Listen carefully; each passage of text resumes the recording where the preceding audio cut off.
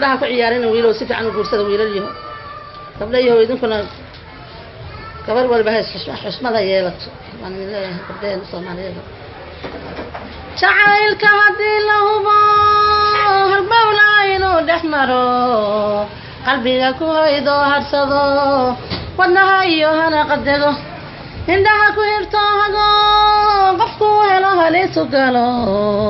maxaa la isugu hafraa laba wariska hayn hebliyo hebel baa isjecel labada iska hela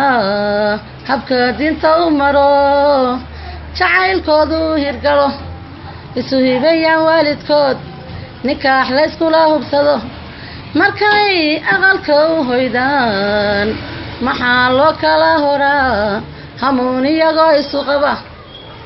khidmada lagu hulbiyaa ee loo kala haatiyaa hidiyo dhaqan ban lahayn hadduu wiil gabar ka helo hasaa waa kala bogtaan hablaa loo diri jiro waxay tahay ka hubin jiray hooyadu midaan hadal badnayn sodoh ku habboon ma tahay halyayaabuhu ma yahay iyadu gabareedabta iyo akhlaaqda la baray ma tahay mid qabiyo qaayale ma tahay oo mawqalanta aroos riqriqa lama guursadee raskay geli ma anfacda ralliya dhega nugul ma tahay